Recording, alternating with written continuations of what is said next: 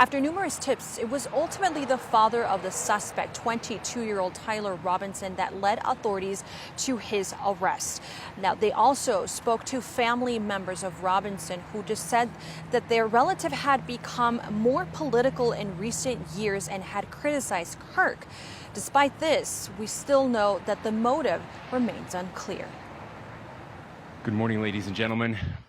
We got him. After less than 33 hours and more than 11,000 leads called into the FBI, authorities announcing early Friday the suspect in the Charlie Kirk shooting is in custody. A family member of Tyler Robinson reached out to a family friend who contacted the Washington County Sheriff's Office with information that Robinson had confessed to them or implied that he had committed the incident. According to the governor of Utah, suspect Tyler Robinson's family told investigators he became more political in recent years and criticized Kirk. In the conversation with another family member, Robinson mentioned Charlie Kirk was coming to UVU.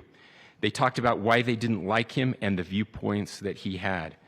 The killing of the conservative activist is sending shockwaves through the political landscape. Lawmakers say they are on heightened alert. I think it's undeniable now that we've got to beef up security on every member. And many are calling for leaders to bring down the temperature on political rhetoric. We must come together. Our responsibility is to de-escalate this environment, to reduce the level of chaos that is at risk right now in this country. The 31-year-old founder of Turning Point USA is credited with helping rally young voters to conservative causes. Charlie Kirk was a great person, a great man, great in every way, especially with youth. And what he did, what this man did, was disgraceful.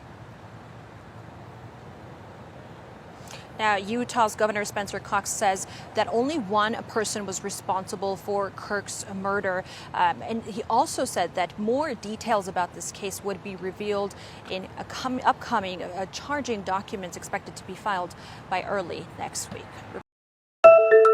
El expresidente Jair Bolsonaro fue declarado culpable por liderar lo que los jueces llamaron de una organización criminal que intentó anular las elecciones de 2022.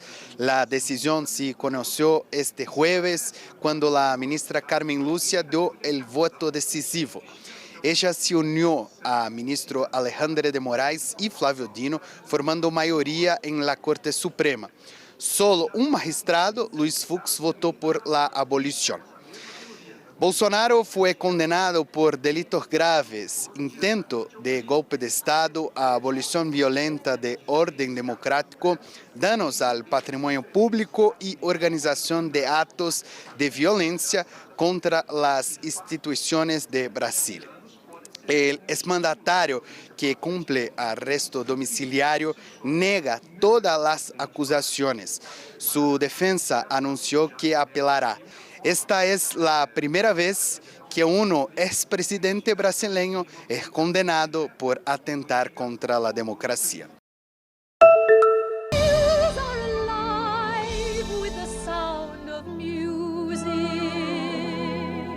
Theaters across the U.S. are alive again with The Sound of Music.